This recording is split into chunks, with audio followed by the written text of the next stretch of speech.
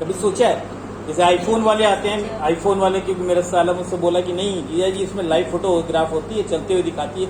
मैंने कहा पॉसिबल ही नहीं है कि अगर कोई फोटोग्राफ खींची जा रही है और वो लाइव हो। मतलब आप एक मूवमेंट हो, मूवमेंट तभी होगा जब वो मूवी में होगी, नंबर ऑफ फ्रेम्स होंगे। तो जब उसको डाउनलोड किया, मतलब उन इमेजेस को डाउनलोड किया तो उसमें दो फाइलें थी, एक जेपीजी थी, एक एमओवी थी। अभी क्या हुआ, उसने सिंपल सा ये हुआ कि आपने एक मूवमेंट लिया और आखिरी फ्रेम को उसने क्या किया, उसको फ्रीज कर दिया, खत्म हो गया, ये आपकी फोटोग्राफ हो गई। और जब आपने उसको डिस्प्ले किया तो वो हो गया। लेकिन वही कहानी कुछ ना कुछ इन कैमरों के साथ में भी है। क्या होगी? सर जो कैमरे लगे होते हैं, अगर हम अपना बैग जितने ज्यादा कैमरे होते हैं सब जो है सर अलग तरीके से होते हैं। ये वो टेक्निकली आओ ना सर वही बात वही सोचना है ना, वही तो मुझे निकलवाना है, बाकी क्या करना है, बाकी तो उतना तो मैं भी रेंज इंक्रीज कर देते हैं, रेंज की रेंज भी इंक्रीज हो जाए और क्वालिटी भी बढ़ जाती है। जैसे सैमसंग के सेट्स में कुछ है। अभी आप ये चीज सोच लो कि आप जो चीज इस्तेमाल करते हो उसके बारे में आपको मालूम नहीं है, तो आप अपनी अवेयरनेस के बारे में समझ लो। बेसिकली क्या चीज होता है, चलो एक पॉइंट इन्होंने बताया वो कहीं ना कहीं है उसमें, लेंसेज की वो प्रॉपर्टीज होती है कि फोकल लेंथ अलग अलग होती है, रिजोल्यूशन वगैरह शटर से स्पीड से मतलब नहीं होगा, शटर स्पीड के साथ में होगा तो वो करेगा। चलो मान लेते हैं, ये भी हम मान लेते हैं, क्योंकि उतना मुझे नहीं मतलब शटर स्पीड के साथ में होना नहीं चाहिए, क्योंकि ब्लर अगर स्पीड वाली मैंने बताया था सर रिजोल्यूशन का होगा रोल कि सर ज्यादा क्वालिटी होगा, कुछ होगा। नंबर ऑफ कैमरे बढ़ा देते हैं तो एक पोजीशन को चेक करने के नंबर ऑफ कैमरा वर्क कर रहे हैं, डेटा ज्यादा अच्छा। 4 कैमरे 4 अलग अलग फोकल लेंथ के होंगे, और हर कैमरे की एक होगा कि कुछ पास की तस्वीरें अच्छी खींचेंगे, कुछ दूर की बहुत अच्छी करेंगे, हो गया। लेकिन जब हम उसको पिक्चर को जूम करके देखते हैं, पास करके देखते हैं, जो भी करते हैं उसको जूम करते हैं या जूम आउट करते हैं, पिक्चर हमेशा बहुत अच्छी दिखती है। ऐसा क्यों? डाटा जो है वो क्लोज का भी है और दूर का भी है। रिमोट सेंसिंग, अब मुझे ये चीज रिमोट सेंसिंग में चाहिए, क्योंकि रिमोट सेंसिंग में ये बात आई जरूर, क्योंकि किसी भी पिक्चर की क्वालिटी को एनहांस कर रहे हैं with the help of 4 cameras, और हर एक की एक अपनी कैपेबिलिटी है। ठीक है, तो आपने जब डाटा अपने 2 पड़े होंगे, आइदर वो हो सकता है कि एक एमएसएस डाटा होगा, मल्टीस्पेक्ट्रल डाटा होगा, एक पैंक्रोमेटिक डाटा होगा, होता नहीं होता है, दोनों के रेजोल्यूशन में फर्क होता है। बट हम क्या करते हैं, उन एप्लीकेशन का यूज क्या करते हैं, उन दोनों को फ्यूज कर देते हैं। फ्यूज मतलब क्या होता है कि उन दोनों के रेजोल्यूशन को मर्ज कर देते हैं। तो जो सॉफ्टवेयर होता है वो क्या करता है, वो चीज जो हमारे पैन का जो रेजोल्यूशन होगा उस पैन के साथ में होती है। अब ये सोचो कि जो एमएसएस इंफॉर्मेशन या कलर्ड इंफॉर्मेशन ब्लैक के साथ आपको की वो कलर्ड में दिख रही है, तो आपके पास में जो कैपेबिलिटी ऑफ इंटरप्रिटेशन होगा वो क्या होगा, होगा नहीं होगा। तो आप ये सोचो कि वो टेक्नोलॉजी तो आप रोज रोज यूज कर रहे हो लेकिन आपको नहीं पता। तो इसलिए कहते हैं कि जो अवेयरनेस है वो अवेयरनेस है नहीं। और दूसरी चीज क्या चीज होती है, क्वालिटी वही है कि 4 आंखें देखेंगे तो बच्चा बिगड़ेगा नहीं, अगर एक ही आंख होगी तो बच्चा बिगड़ जाता है। बहुत सारे बहाने होते हैं, बहुत सारे इंटरप्रिटेशन, क्योंकि इंटरप्रिटेशन हम एक ही कर रहे हैं। तो कहीं ना कहीं आप अगर उसको करोगे कि अगर लाइफ के साथ में उसको जोड़ के देखोगे तो कहीं ना कहीं उसका मीनिंग जरूर आएगा, कहीं आप उसको इसको जोड़ लेंगे। अब दूसरी चीज हमने जो पिछले लेक्चर में क्या पढ़ी थी, थोड़ा तेज से बोलो, मेरे ना कान में ना थोड़ा सा जो इसका साइलेंसर हो गड़बड़, फोटोग्रामेट्री क्या होता है, कुछ भी जो आया है, मैं केवल इतना सा चीज है कि जो भी चीज आपने पढ़ी है, मैंने पहले तो बताया था कि मैं 5 मिनट आपका पिछला वाला करूंगा, तब उसके बाद में अगला अलग। अगर आप पिछला लेक्चर छोड़ते हो तो अगला लेक्चर समझ नहीं पाओगे। ठीक है, वो कोई ना कोई एक कोरिलेशन में है कि जब आप सीढ़ी चढ़ते हो तो पहली सीढ़ी चढ़ोगे, दूसरी सीढ़ी चढ़ोगे, तीसरी सीढ़ी चढ़ोगे। आज आए पहली सीढ़ी चढ़ रही है, कल आए गायब होगा, तीसरी सीढ़ी चढ़ जाएंगे, तो दूसरी सीढ़ी में क्या होगा। तो जो आपको अपने साथ में जो जंप ले रहे हो उसको आप समझो ना। फोटोग्रामेट्री में क्या हुआ था, क्या होता है फोटोग्रामेट्री, फोटोग्रामामेट्री मेजर करते हैं, क्यों मेजर करते हैं, इंफॉर्मेशन को कलेक्ट करने के लिए, ठीक है ना। अभी आप जो प्रैक्टिकल भी कर रहे होगे तो कुछ बहुत सारी इंफॉर्मेशन है, वो आपके पॉइंट डाटा है और एक कोई डिस्ट्रिक्ट का है, ठीक है ना। तो उसमें पॉइंट डाटा किस चीज का है?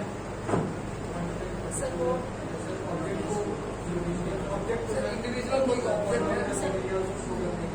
नहीं, पॉइंट किस चीज के है? जो मैं डाटा की बात कर रहा हूँ, मैं उसकी नहीं कर रहा हूँ कि आपने पॉइंट डाटा बनाया हुआ है, उसका एट्रीब्यूट भी तो होगा ना। इंडिविजुअल चीज को एट्रीब्यूट वो होता है जब आप करते हो, आप जब सिंपल सा, जब आप कोई भी क्या कहते हैं फाइल खोलते हो, या फाइल या जो शेप फाइल है उस पर आप राइट क्लिक करो, उसमें एट्रीब्यूट आता है सेकंड ऑप्शन। जैसे ही एट्रीब्यूट आएगा तो एट्रीब्यूट में एक टेबल फॉर्म में खुलेगा। अब टेबल फॉर्म में जाइए, दैट इज द इंफॉर्मेशन जो टेबलर फॉर्म में है। आप कर क्या रहे हो? आप उस पॉइंट के साथ में देखो, यहाँ पे क्या चीज होती है। अभी एक सिंपल सी बात करें कि हम पूरा रिमोट सेंसिंग को अगर समझें तो ट्राइपॉड होते हैं ना, 3 पहिए होते हैं। आप जो पढ़ रहे हो वो एक अलग चीज है, वो एक लैग है, उस ट्राइपॉड की एक लैग है। तो अगर पूरी रिमोट सेंसिंग है तो उस ट्राइपॉड में आपके पास में रिमोट सेंसिंग है, फिर आपकी क्या कहते हैं क्या कहते हैं जीपीएस है और जीआईएस है। ये 3 ऐसे कंपोनेंट होते हैं, क्योंकि मैंने रिमोट सेंसिंग की जो बात करी, एरियल फोटो उसी के अंदर में आ जाता है, उसकी एक सब कैटेगरी आ जाती है। दोनों की टेक्नोलॉजी में थोड़ा सा फर्क है। तो ये तीन इक्वेशन है, मतलब ये आपको तीनों आएगी तब आप रिमोट सेंसिंग में आप जो भी कुछ करना चाहोगे वो करोगे। कैसे? ये भी तो आएगा ना भाई, अगर आपने बता तो दिया वो चीज सही तो है नहीं भाई, बुक में जो लिखा वही चीज सही तो नहीं है ना। अगर आपने उसको इंटरप्रेट गलत किया तो कैसे वो चीज आएगी? वो सही नहीं आएगी। तो अभी कैसे होगा? रिमोट सेंसिंग से जो भी डाटा आप निकाल रहे हो, जो डाटा निकल रहा है, जो भी पिक्चर फॉर्मेट आपने जैसे देखा कि आपने डिस्ट्रिक्ट को लिया, उसमें जो भी पिक्चर, जो भी इमेजरी है या पिक्चर है या वो फोटोग्राफ है, वो आपने लिया। जीआईएस जितनी भी associated information in the form of attribute आप डाल रहे हो, वो किस में डालोगे? कर रहे हो, वो जीआईएस का काम होता है। आप जीआईएस करते हो तो क्या करते हो? इमेज ले रहे हो, आप जीआईएस में उतने आप क्या कर रहे हो? वेक्टर फॉर्मेट बना रहे हो और उसके साथ में उसको ड्रॉ कर रहे हो, ये कर रहे हो। अब तीसरी बात है, ये जीपीएस कहां से आ गया? अब जब कोई भी चीज का वेरिफिकेशन होगा तो वेरिफिकेशन में किसका आएगा कि जो आपने काम किया हुआ है वो क्या सही है नहीं है, उसको जस्टिफाई करने के लिए या काउंटर उसको करने के लिए वो जीपीएस का काम है।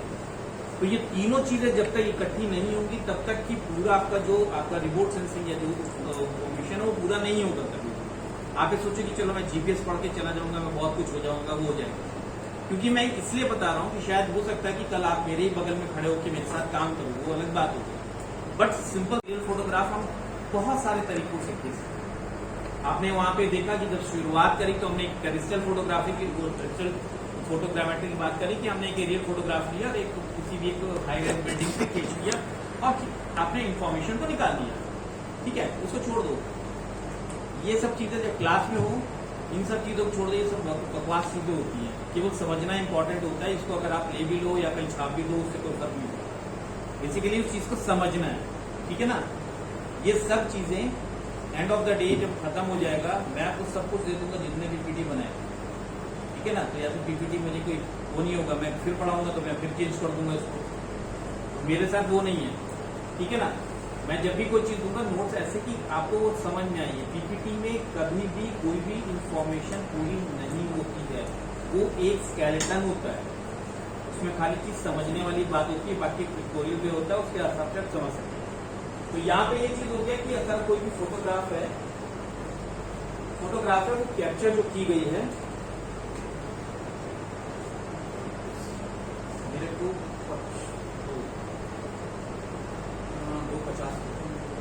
250 का नाम लगा लो कि अभी मैं आते आते इतना भीड़ हो गया, मैं इसलिए आज देर हो गया, दो या तीन जगह पे जाम लगा, ठीक है ना। 250 का लगा लो, ठीक है। जब तक खत्म नहीं होगा मैं वैसे भी नहीं छोड़ता, वो आप जिंदगी है, ठीक है। तो अभी क्या चीज हो गया कि फोटो जो कैप्चर कर रहे हैं वो चाहे आप हेलीकॉप्टर से कर रहे हो, प्लेन से कर रहे हो, दोनों एक्सपेक्ट कर रहे हो। इसमें एक टॉपिक होता है कि आपने किस जो हाइट से उसको फोटोग्राफ को लिया गया है, क्योंकि जितनी ज्यादा आप हाइट से फोटोग्राफ को लोगे, क्योंकि जो अगला वाला जब टॉपिक पढ़ाएंगे, अगला जो भी टॉपिक रहेगा जो इसे चैप्टर में, क्यों हाइट पे हम आज की तारीख में एरियल फोटोग्राफ का ज्यादा इस्तेमाल नहीं कर रहे हैं, क्यों? वो तो रीजन होगा ना। तो वो रीजन उसी समय समझ में आएगा कि वो रीजन एक्चुअली में है क्या, जब हम सैटेलाइट की बात पास में आते हैं, ठीक है ना। क्योंकि जब आप उसके साथ में काम करोगे, अब जब टॉपिक आएगा तब ठीक है। तो यहाँ पे हो गया कि डिफरेंट सोर्सेज से हमने एक एरियल फोटोग्राफ को लिया है। ये इसमें टर्मिनोलॉजीज है, डिफरेंट टर्मिनोलॉजीज हैं जो इसके साथ में यूज आएंगे कि ठीक है कि हमारी फोटोग्राफ जब आप पढ़ोगे तो प्रिंसिपल पॉइंट कहाँ पे है, पोजीशन मार्क कहाँ है, प्लम पॉइंट कहाँ है, डिस्टॉर्शन क्या है, आइसोसेंटर कहाँ है, कॉन्जुगेट फोटोग्राफ सेंटर कहाँ है, ओवरलैपिंग क्या होती है, राइट एक्सिस क्या होती है, फ्लाइंग एल्टीट्यूड क्या होता है, एयरबेस क्या होता है।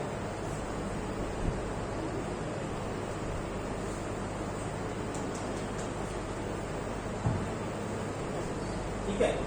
अभी क्या चीज होती है, जब आप पूरा एक सिस्टम को देखोगे तो ये होता है फ्लाइट में कैमरा। ये जो जिस भी जगह पे आप किसी भी किताब में पढ़ोगे, यही एक डायग्राम जो होता है ना चिपका हुआ मिलेगा। एक ऊपर से ट्रायंगल मिले, एक बड़ा सा ट्रायंगल मिल गया। तो स्टार्टिंग में समझ में एक ट्रायंगल का चक्कर क्या है। चक्कर सिंपल सा हो गया, यहाँ पे आपका कैमरे का लेंस है, कैमरा जितना भी बड़ा हुआ, कैमरा आपने माउंट किया, यहाँ पे लगा दिया, यहाँ पे कैमरा, तो यहीं पे लेंस होगा नहीं होगा। तो ये जो इतनी चीज है ये आपका यहाँ पे हो गया। लेंस जहां तक देख रहा है उसको क्या कहते हैं, उसकी टर्मिनोलॉजी क्या होगा? स्वात। जो एरिया लेता है उसको नहीं, अभी पढ़ा है ना, सब चीज पढ़ी है। क्योंकि मेरे को तो ये पता है कि फोटो आपका जो रिमोट सेंसिंग का जो क्या कहते हैं कोर्स है, स्पेशल रिजोल्यूशन। देखो कितने टर्म्स आते हैं। अभी ये हो गया कि ठीक है एरिया कवर उसको कहते हैं। ये तो मैं बात मान रहा हूँ, इन्होंने कहा स्वाद, उसको भी कहीं ना कहीं से मान रहा हूँ, लेकिन उसका एक टर्म होता है ना।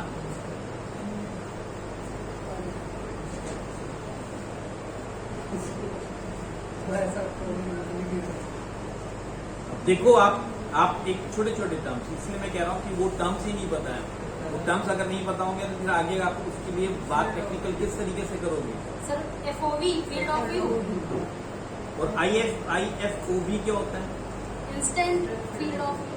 दोनों में फर्क क्या होता है? सर फील्ड ऑफ व्यू जो सर इंस्टेंट का मतलब होता है जो इंस्टेंट। नहीं, अच्छी बात है। देखो मैं इसलिए नहीं कह रहा, उसके कोई आर्गूमेंट पे ऐसा कुछ वो नहीं लगता मुझे। बात ये चीज होगी किसने बताया, मैंने तो नहीं बताया। तो कहीं ना कहीं अपने आप को दिमाग को खुजली की तब तो कुछ नजर आया, तो दिमाग की खुजली बहुत जरूरी है। तो FOV क्या होता है? फील्ड ऑफ व्यू, कि वो कैमरा कितना फील्ड को देख रहा है। जब स्कैनिंग होती है, जब आप स्वाद करते हो, वो क्या होता है, कितना वो एरिया एक कवर में करेगा। क्योंकि जो आपके जितने भी सेंसर्स होते हैं वो रोटेटरी होते हैं, वो स्कैन करते हैं। तो at a particular time of period, जब एक पर्टिकुलर इंस्टेंट में वो कितना फील्ड देख रहा है, that is IFOV। Field of view तो वो तो अलग हो गया कि वो एक नॉमेनक्लेचर की आगे की कितना फील्ड देखा जाएगा। तो टोटल फील्ड एक रोटेशन में जो एक सैटेलाइट कवर कर रहा है, दैट इज द स्वात। वो कितना उसकी लैंथ को कवर करता है, वो स्वात में आता है। ठीक है ना, इसने पढ़ाया था नागरी सर, बहुत सीनियर है, गुरु भी। ठीक है ना, इसलिए कह रहा हूँ सर मैंने प्रैक्टिकल ज्योग्राफी में पढ़ा था खुद। जो भी चीज है, कहीं से भी, किसी से भी कुछ भी मिले, किसी से कुछ भी मिले। ऐसा नहीं है कि मैं टीचर हूँ तो मुझे केवल मैं ही ज्ञानी हूँ। आप बच्चों से कुछ ऐसी बात मेरे को मिल सकती है कि जिसकी वजह से मुझे वो चीज को पता लग सकता है। शायद आपका एक क्वेश्चन हो सकता है, शायद आपका एक कोई आर्गूमेंट हो सकता है, कुछ भी हो सकता है। बट सीखने के लिए कभी भी ये जरूरत नहीं पड़ती कि वो छोटा या बड़ा हो। ठीक है ना, इतनी सी चीज होगी। यहाँ पे ये हो गया कि जो आपकी लेंस से ये जो पीछे प्लेट होती है, क्योंकि इमेज कहाँ बनेगी, बैक में बनेगी, वहां पे लेगा। जो भी आप कैमरा लेते हो तो पीछे फिल्म बनती है, तो वो हो गया। क्योंकि ये रोल होते थे, तो यहाँ पे फिल्म बनेगी, तो इस लेंस की वो फोकल लेंथ हो गया। यहाँ पे उसकी जो हाइट हो गई, ये हो गया फ्लाइंग हाइट। अभी आएगा, इसमें आएगा, जो आएगा फ्लाइंग एल्टीट्यूड, वो आएगा कि फ्लाइंग हाइट और फ्लाइंग एल्टीट्यूड में फर्क क्या हो सकता है। एल्टीट्यूड आई थिंक परपेंडिकुलर होगा और हाइट कोई बात नहीं, मुझे ऐसा लगता है। गलत जब तक नहीं बताओगे तब तक सही नहीं कर पाओगे। सर, मैं एक भी मेन बताऊं। सी लेवल से होगा और एक एप्लीकेशन या बैकग्राउंड से होगा। जो ऐसे ऐसे ऑल्टीट्यूड से मीन से लेवल से होगा और हाइट हाँ। और ग्राउंड से ऐसे चलो, वो देखेंगे वो सही है नहीं, ठीक है ना। वो तो बात वो अलग बात है कि अभी बता दूंगा नहीं वेरी गुड अच्छा बैड। तो हो गया प्रिंसिपल पॉइंट। पहला चीज आता है कि किसी भी एरियल फोटोग्राफ में प्रिंसिपल पॉइंट क्या होता है। अगर एक एरियल फोटोग्राफ है और आपने यहाँ पे कैमरा लगाया हुआ है, वर्टिकल फोटोग्राफ कर रहे हैं, तो जो लाइन बिल्कुल एकदम स्ट्रेट ग्राउंड पे पड़ेगी, वर्टिकल जो लाइन है वो क्या होगा, जो 90 डिग्री हॉरिजॉन्टल से 90 डिग्री बनाएगी, that is the principal point. Second thing, ये जो प्रिंसिपल पॉइंट हो गया, ये क्या चीज होगा, ये centre of the view point of view sorry field of view centre of किसका किसका सेंटर होगा, फील्ड ऑफ व्यू का है फील्ड ऑफ व्यू का सेंटर या इमेज का उसका सेंटर की। ये सेंटर हमें बताएगा कि उसका प्रिंसिपल पॉइंट कहाँ पे है। ये कब काम आता है, जब आप आगे की एनालिसिस करते हो। वो कैसे करोगे प्रिंसिपल पॉइंट निकालने के लिए, वो फिड्यूशियल मार्क होते हैं। वो आपको मैं रियल फोटोग्राफ दिखाऊंगा।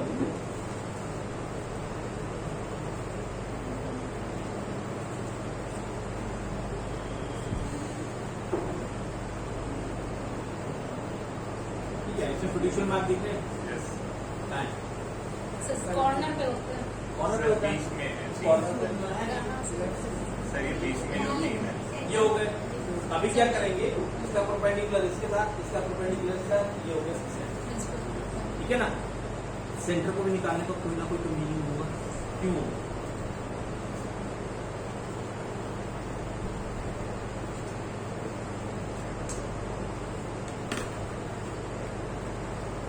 क्यों होगा? सेंटर निकालने का क्यों होगा? मतलब क्वेश्चन दिमाग में रखते थे ना, ठीक है। ये क्वेश्चन में बीच की बात की तो हमने प्रिंसिपल लगी। फिड्यूशियल मार्क हमारे जो देते हैं वो रेफरेंस मार्क होते हैं, हम जान पूछ के देते हैं ताकि हम उसका प्रिंसिपल पॉइंट को निकाल सके, कि अदरवाइज आप कॉर्नर्स को और इसके साथ में कभी भी आप सेंटर पॉइंट को नहीं निकाल देंगे। आपका मन यहाँ से किया, यहाँ से किया, चेंज हो जाएगा ना। तो अगर लाइन चेंज होगी तो वो चेंज होने की प्रोबेबिलिटी रहेगी। आपको क्या चीज है कि सेंटर इसीलिए होगा, ये जो आपके जो फिड्यूशियल मार्क होते हैं, ये रेफरेंस पॉइंट होते हैं। इनको एक और चीज कहते हैं, ये रेफरेंस पॉइंट होते हैं, जिनके रेफरेंस के अकॉर्डिंग हम कोई सी भी फोटोग्राफ का सेंटर लेते हैं। फिर आ गया प्लम पॉइंट। प्लम क्या होता है? साबुन किसी ने देखा है? साबुन कहते हैं प्लम बॉल। नहीं वो मुझे याद नहीं आ रहा था हिंदी में। नहीं नहीं वो नहीं, घर का भी मैं सिविल करीब मैंने 13 साल पढ़ाया तो हाँ नहीं सर वो कैमरे से नहीं मुझे हिंदी नहीं आता, हिंदी का नहीं आता ना, मुझे प्लम बॉब मालूम था। तो प्लम बॉब का ये होता है कि जब स्टूडेंट जैसे बहुत सारे लोगों को इंग्लिश नहीं आती तो मुझे कई बार हिंदी सीखनी पड़ती थी। मतलब इंजीनियरिंग में नहीं होता, लिखना आपको इंग्लिश में ही है, हिंदी में क्या करोगे? हिंदी में करोगे तो ऐसा है, किसी स्टूडेंट ने बोला कि ठीक है, कि उन्होंने कुछ पूछा, उन्होंने कहा वो जो पेड़ में ऐसे से जो सर्किल होते हैं, रिंग होती है ना, उसको ये अब समझ में नहीं आया उसको क्या नंबर दिया जाए कि क्या दिया जाए, ये बोझ नहीं होता। जब आप कोई पेपर लिखते हो उसको टेक्निकल लिखते। अब प्लम बॉब क्या हुआ? प्लम बॉब का इस्तेमाल होता है कि जब आप किसी भी एक मकान में आप इसको हॉरिजॉन्टल मानो सस्पेंड करते हैं, हाँ उसको सस्पेंड करते हैं, तो सस्पेंड क्या होगा? जी की वजह से वो सस्पेंड एकदम टू वर्टिकल होगा। अभी क्या हुआ कि आपने क्या किया, इसको ऊपर जो भी पढ़ते हैं जिसको पढ़ना पढ़ लेना। अभी क्या हुआ कि आपने फोटोग्राफ को खींचा, आपका कैमरा ये था, अभी क्या हो गया? आपने टिल्ट कर दिया। अब क्या हुआ? इसका प्रिंसिपल पॉइंट तो इसके सेंटर के साथ में यहाँ पे मिला, इसका सेंटर मिल गया, लेकिन प्लम इसके वर्टिकल, ठीक है ना। तो वो जो पॉइंट जहां पे मिलेगा वो उसका प्लम पॉइंट। हाँ मेजरमेंट में कहीं ना कहीं तो होगा ना कि उसका प्लम से आप ये निकालोगे ना किसी भी एंगल का कि उसका टिल्ट कितना आएगा। टिल्ट भी तो निकालोगे, जब टिल्ट नहीं आएगा तो उसके बीच में एंगल कैसे आएगा? देखिए उसकी जरूरत नहीं पड़ेगी, लेकिन आपको ये जानना जरूरी है, इसको जानो, ठीक है ना। जब आप कैसे कह दोगे कि टिल्ट है कोई फोटोग्राफ, सभी फोटोग्राफ वर्टिकल है। जब वर्टिकल और वो क्लब दोनों प्रिंसिपल और क्लब मैच करें तो वो वर्टिकल आप वो जब पता है बहुत सारी चीजें अब क्योंकि मैं आपसे कुछ कहूँ तो क्योंकि हम लोग तो ऐसा हो गया कि अपने आँख बंद करो तो भी हमें कुछ समझ में दिख जाता है। हमसे कहोगे अगर इसमें भी 3D देखना तो हमें इसमें भी 3D दिख जाएगा। वो हैबिचुअल होती है, आंखें हो जाती हैं। हमें जब मुझे याद है अपना शायद इनफैक्ट में हम लोग को पहला जब लेक्चर चल रहा था फोटोग्रामेट्री का, तो उसमें हमें एक होता है लेंस पॉकेट स्टूडियोज को हुआ तो ऐसे करके देख रहे थे हम, बड़ी देर से देख रहे थे। हमारा पड़ोसी था वो तो और महान लगती है। हम कहते यार ये हमें ऊपर दिख रहा है, कह रहे हैं नहीं मुझे गड्ढे में दिख रहा है। हम बड़े परेशान कि क्या हो गया, बहुत देर तक परेशान रहे। तो बाद में मैम ने हमने बोला कि यार ऐसा है कि इसकी भी क्या जरूरत है, वैसे ही 3D बन जाएगा। फिर दिमाग में आया कि यार वैसे कैसे 3D बन जाएगा। फिर कुछ प्रैक्टिस करी, उसके बाद ये हो जाता है कि अब नेकेड आई से भी अगर ऐसे भी करेंगे तो वो मैं कर सकता हूँ। बट उससे क्या होगा, मेरी आंखों में स्ट्रेन ज्यादा पड़ेगा। ठीक है, स्ट्रेन पड़ेगा, तो स्ट्रेन पड़ेगा वो कर सकते, वो हर एक आदमी कर सकता है। इसका सबसे अच्छा एग्जाम्पल ये चीज है कि जैसे आदमी बहुत सारे कहते हैं कि अगर बहुत सारे बच्चों को कंसंट्रेशन नहीं है तो वो वाला कोई जाते नहीं में जाती है। यस कंसंट्रेट करते रहो कुछ नहीं होता। वो यही होता है 3D इमेज होती है। वो ये आपकी जो आंखों के साथ में खेलना है ना, ये जब किसी ने बताया जब खेला तो उसके साथ में वो 3D बन गया। कंसंट्रेशन नहीं होता उसकी, कुछ है उसका वर्ड नहीं दूंगा नाम, वो पूछने के लिए भी कुछ नहीं। ठीक है, फिर आता है कि इस जो आपने टिल्ट दिया हुआ है, उसकी वजह से जो पिक्चर होगी वो डिस्टॉर्टेड होगी। क्यों? क्योंकि प्लम लाइन तो ये हुआ, आपने किसी चीज को ऐसे देखा, तो अभी क्या चीज होगी कि जो इमेज वर्टिकल में ऐसी आनी चाहिए वो एक्चुअली में ऐसे आ रही है। वो टिल्ट की वजह से वो डिस्टॉर्शन उसमें अक्सर हो जाता है। ठीक है, फिर आया आइसोसेंटर क्या होता है? एक तो क्या प्लम लाइन, अगर वर्टिकल फोटोग्राफ है तो उसका आइसोसेंटर और ऑप्टिकल एक्सिस और प्रिंसिपल एक्सिस ये तीनों एक ही जगह पे। ठीक है, अभी क्या चीज हो गया, आइसोसेंटर क्या हुआ कि जब कोई भी चीज वर्टिकल बनाई, अब उसकी प्लम लाइन वहां से ली तो उसकी जो फोटोग्राफी जितना भी आ रहा है वो उसके सेंटर से जो जा रहा है, सेंटर से जो भी एक्सिस जा रही है वर्टिकल से उसके सेंटर से होकर जाएगी, उसको आइसोसेंटर।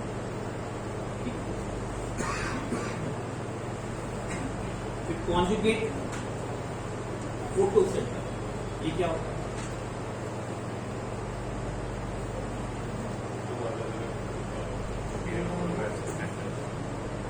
ठीक है ना, इसमें क्या चीज है? ओवरलैपिंग करवाते हैं। ये ओवरलैपिंग है, ये सेंटर है, दोनों के प्रिंसिपल पॉइंट निकालना।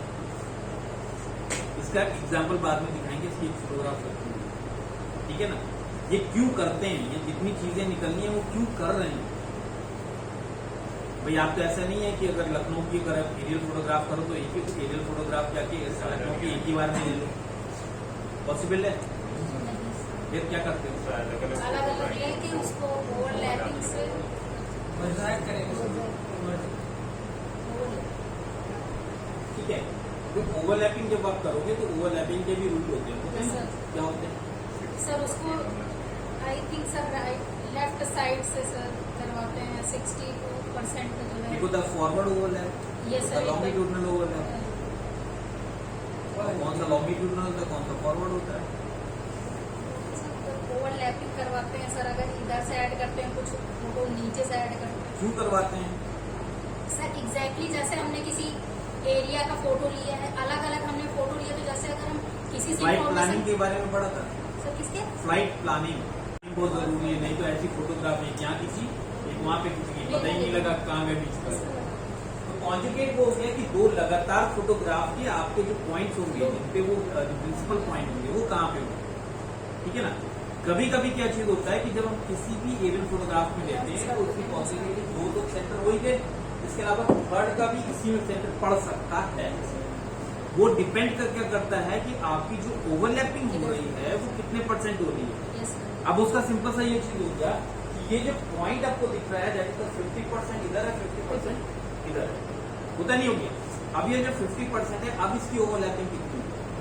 अगर मालूम पड़ा कोई भी चीज 40% या 50% पे आ गया, तो ये 50% इसके कॉर्नर पे आ गया नहीं गया। अगर 60% है तो क्या होगा, इसके कॉर्नर से यहाँ पे आ गया। इन चीजों का कहीं ना कहीं फायदा भी होता है। फायदा क्यों होता है? वो फायदा वही चीज होगा कि वो जो फोटोग्राफ दिखाएंगे तब समझ में आएगा कि ये एग्जैक्टली फायदा क्यों आएगा। ओवरलैपिंग, ठीक है, वो तो एक कॉमन पार्ट हो जाएगी। तो ये पर्टिकुलर जो ओवरलैपिंग होगी ये यहाँ पे क्या कहते हैं दोनों फोटोग्राफ में सेम होगी। होता क्या चीज है कि किसी भी एरियल फोटोग्राफ को जो हम काम करते हैं वो केवल इसलिए करते हैं कि उसका 3D जनरेट आसानी से हो सकता है, 3D हम जनरेट कर सकते हैं, जबकि हम सैटेलाइट के साथ नहीं कर सकते। ये उसका प्लस पॉइंट है, इसीलिए एरियल फोटोग्राफ करते हैं। अच्छा, अब एक क्वेश्चन ये अराइज होता है कि वो धीरे धीरे पढ़ेंगे कि हमें 3D बनाने से उसमें आसानी क्या होगी आपको सर? रियल व्यू में आई थिंक सब चीजें दिख जाती हैं, अगर रियल व्यू दिख जाता है। तो अच्छा ये बताओ, अभी आप पीजी डिप्लोमा ही कर रहे हैं कि वो कर लिया, मास्टर्स अपना कर लिया? Yes sir. अभी थोड़ा नहीं, अच्छी बात है। अभी किसी चीज की तैयारी कर रहे हो, सर नेट अच्छी बात है। पढ़ाई कुछ कर रहे हो, कुछ दिख रहा है पढ़ाई करने में, कुछ दिख रहा है। लेकिन हाँ ठीक है, नेट में भी मुझे नहीं पता ज्योग्राफी में क्या आता है, ये मेरा सब्जेक्ट नहीं है, ठीक है ना। मेरा सब्जेक्ट कर रहा हूँ कि अब तो मैं इसके काम में नहीं है कि नेटवर्क देना है, ठीक है। तो ये तो ओवरलैप क्वेश्चन हो गया कि जो दोनों में कॉमन होगा that is called overlap question. तो गया फ्लाइट एक्सिस क्या हो गया, ये जो लाइन आपको दिख रही है दैट इज अ फ्लाइट। यहाँ से हम एक फोटोग्राफ ले रहे हैं, फोटोग्राफ 1 ले रहे हैं, जिस लाइन पे जा रहा है वो उसकी एक्सिस होगी, फ्लाइट एक्सिस। इसको एक फ्लाइट लाइन भी कहते हैं, ठीक है ना। अब वो फ्लाइट लाइन के जो फ्लाइट प्लानिंग होता है, फ्लाइट प्लानिंग में इसको पूरा एग्जीक्यूट किया जाता है कि ये पूरी कैलकुलेशन होती है, तब जाके उसको ये एग्जीक्यूट करा कि हमें एक्चुअली में जो प्लेन उड़ाना है उसको हम जाएंगे कैसे, और हमें नंबर ऑफ फोटोज कितनी चाहिए, जिसमें कि हमारे पास में कितनी ओवरलैपिंग होनी चाहिए। उस ओवरलैपिंग का हमें मकसद क्या है। अगर ओवरलैपिंग हमें कम करनी है, केवल एक मैप चाहिए तो एक अलग बात हो जाएगी। अगर हमें 3D चाहिए उसका, तो उसकी ओवरलैपिंग अलग हो जाएगी, ठीक है ना। तो जो नंबर ऑफ ओवरलैपिंग कैसे करेंगे ये बहुत जरूरी चीज है कि जब आप फ्लाइट की डायरेक्शन, क्योंकि फ्लाइट की डायरेक्शन भी तो अभी ऐसे आप ले रहे हो, तो जो इंफॉर्मेशन होती है उसका वो बहुत सारी होती है। क्वेश्चन आ गया flight height and flight altitude. Altitude ये हो गया मीन सी लेवल से जो चीज करेंगे उसको एल्टीट्यूड कहेंगे, और जो ग्राउंड के साथ में होगी वो उसकी हाइट होगी। अब यहाँ पे क्वेश्चन दिमाग में आया, क्या क्वेश्चन हो सकता है? ह्यूज पूछेंगे सर। मीन सी लेवल क्या होता है? सर हमें जो है सी लेवल पे, जैसे अपने यहाँ मीन सी लेवल जो है सर चेन्नई का माना जाता है, मतलब एक ऐसा एरिया चेन्नई के बॉम्बे आई पहले चेन्नई था। हाँ। तो सर वहाँ से उनसे भी सीखो, वो भी पुराने लोग उन्होंने सर कुछ उसको किया। ऑलरेडी नेटवर्क उठाया नहीं, वो कभी भी जैसे होता है कि कभी भी कुछ चीज होता है कि उनके समय में हो गया, हमसे पूछोगे तब तो आप पुराने चावल है, ठीक है ना। जैसे मैंने बताया कि मेरा अपना मास्टर्स हुआ था 98 में, पहले सेकंड मास्टर जो था वो मेरा 2003 का है। जो आप पढ़ रहे हो डिप्लोमा, वो मैंने एमटेक जो है वो 2003 में किया हुआ, ठीक है। उस समय इंडिया में केवल 2 जगह पे एमटेक होता था, NIT और BIT मिस्टर। मैंने BIT मिस्टर से किया था, उस समय होता ही नहीं थे, अब तो बहुत जगह पे टेक्नोलॉजी, अभी इसका यूज बहुत है। बस ये चीज है कि आप उसको करना सीखो कि कैसे उसको करोगे, कॉन्सेप्ट बहुत जरूरी है। तो यहाँ पे चीज होगी कि मीन सी लेवल, अच्छा मीन सी लेवल निकालते कैसे? सर एवरेज निकालते हो तो कुछ लाइक कितने साल? कितने साल? ये देखो एवरेज निकालना आता है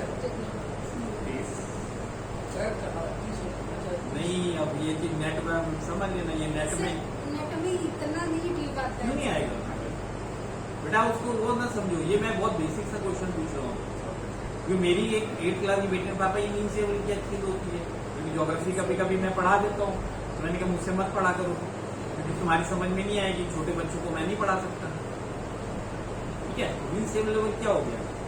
एवरेज वैल्यू होती है, ये 50 ईयर्स का पूरा डाटा होता है, और क्या होता है टाइड्स हाई एंड लो, उसका एवरेज निकाला जाता है। उसका मकसद क्या होता है? क्योंकि देखो ज्योग्राफी पढ़ रहे हो, ज्योग्राफी में जो काम करना होता है वो आपको पता नहीं है तो भी गड़बड़। ये मत कहना है एग्जैक्टली सर, जो हाइट हाइट आता है इसका मीन सी लेवल निकालने का मतलब क्या है? सर, जो इतना दिमाग खराब करे 50 साल तक देखें ऊपर नीचे क्योंकि सर हमको अगर किसी चीज को जो है मतलब किसी चीज की मतलब हाइट एल्टीट्यूड मतलब हाइट वगैरह पता करनी है, एल्टीट्यूड पता करना है, तो सर कोई एक लोकेशन होना चाहिए वहाँ से। बोलो सही रेफरेंस है। लोकेशन के लिए, रेफरेंस लोकेशन। हाँ, उसी के अकॉर्डिंग तो फिर जिंदगी में एक चीज याद रखो, बहुत सिंपल सी बात बता रहा हूँ कि मैं तभी जब इंजीनियरिंग पढ़ा था तभी ये बहुत बोलता था, बिना रेफरेंस के कभी भी किसी चीज की वैल्यू को आप नहीं निकाल सकते। दैट मीन्स हो गया कि रेफरेंस होना बहुत जरूरी है। तो मीन सी लेवल वो रेफरेंस है जिससे कि आप पूरे, अगर इंडिया की बात होगी उसका रेफरेंस पॉइंट दे दिया कि मीन सी लेवल है, लखनऊ की हाइट कितनी है, मीन सी लेवल से इतनी है, इसीलिए लिखा जाता है ट्रेन के जब वो आप देखते होगे तो समुद्र तल से ऊंचाई ये है, ठीक है। अगर सर्वे करने चले गए और मालूम पड़ा कि तुम्हें स्टेशन के बगल में करना है तो तुम कहाँ से सर्वे करोगे, उसका कहाँ से पॉइंट उठाओगे? पहला हाइट उठाओगे नहीं उठाओगे, वो कहाँ से उठाओगे? ट्रांसफर करोगे ना, वो जो लिखा होगा तो वहां से ट्रांसफर करना पड़ेगा तुम्हें, और जब तक ट्रांसफर नहीं करोगे उसको क्या कहते हैं, भूल गया व्हाट इज इट। आप उसकी हाइट को ट्रांसफर करोगे ना, ट्रांसफर कैसे की जाती है? सर किसकी हाइट? अगर आपको एक लोकेशन है, ये स्टेशन पे खड़ी हुई है और ये मैं यहाँ पे मुझे यहाँ पे सर्वे करना है और मुझे आसपास कोई बेंचमार्क नहीं है, तो मुझे वो ट्रांसफर कैसे करूंगा? वो बेंचमार्क को मुझे ट्रांसफर करना है, तो ट्रांसफर करके फिर मुझे इस एरिया के बारे में उसके जो निकालना है वो कैसे निकालूंगा? हिसाब, ज्योग्राफी, ठीक है। ये सब चीजें पढ़ाई जाती है ज्योग्राफी के अंदर पे, कुछ किया जाता है। वो जो आपको चाहे